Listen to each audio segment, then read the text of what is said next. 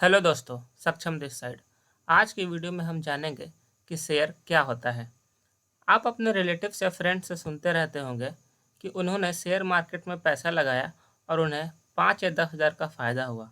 तो कभी ऐसा भी सुने होंगे कि किसी फ्रेंड का शेयर मार्केट में सारा पैसा डूब गया। तो आखिर ये शेयर है क्या? अगर आप एक हाउसवाइफ हो या फिर 9th या 10th के स्टूडेंट हो या किसी नॉन फाइनेंशियल बैकग्राउंड से हो, मैं आपको अश्योर करता हूँ कि अगर आप यह वीडियो पूरे दिल से अंत तक देखते हैं तो आपको समझ आ जाएगा कि शेयर क्या है। मान लेते हैं आपको चाय बहुत पसंद है।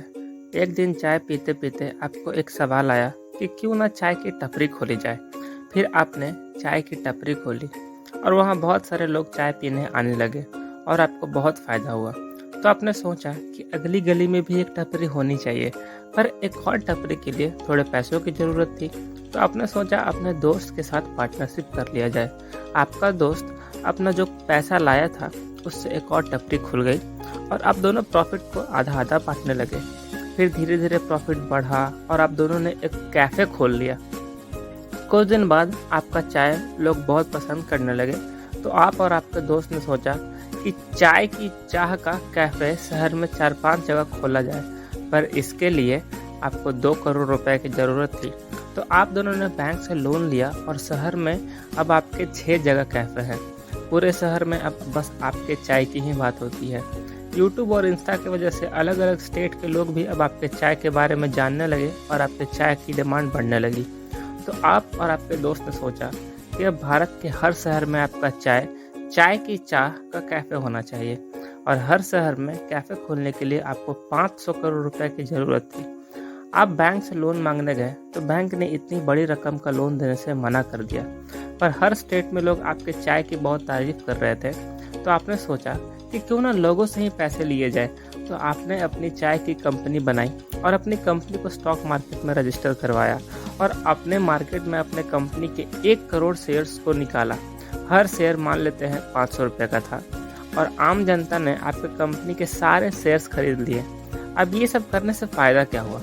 आपको 500 करोड़ रुपए की ज़रूरत थी हर स्टेट में कैफ़े खोलने के लिए, तो आपके कंपनी को पैसे मिल गए और जिन आम जनता ने आपके कंपनी के शेयर्स खरीदे उन्हें आपके कंपनी में एक छोटी सी हिस्सेदारी मिल गई।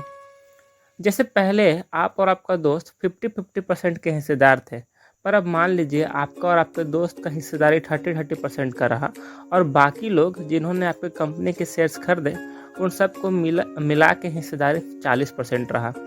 अब आपकी कंपनी जो भी प्रॉफिट कमाएगी आपको सभी लोगों में बांटना होगा।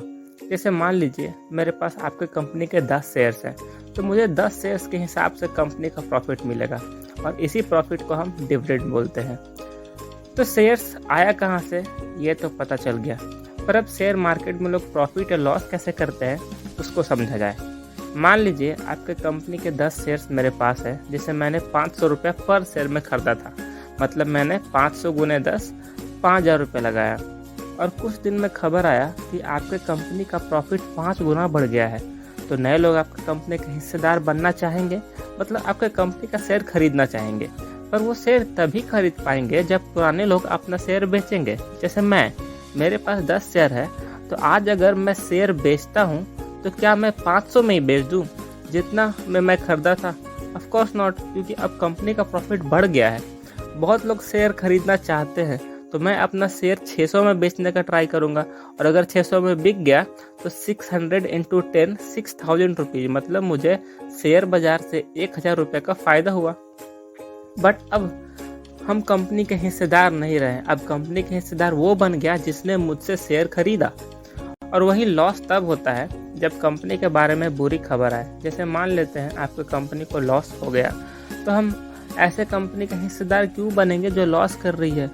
तो हम अपना शेयर्स को 500 में खरीदे थे, उसको 400 में भी किसी दूसरे को बेच देंगे, तो मुझे 1,000 का लॉस हो जाएगा।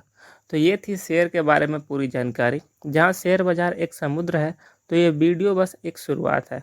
तो शेयर बाज़ार में पैसा लगाने से पहले आप इसके बारे में सीखें, उसके बाद ही पैसा लगाएं और ऐसे और वीडियो के लिए सब्सक्राइब करें।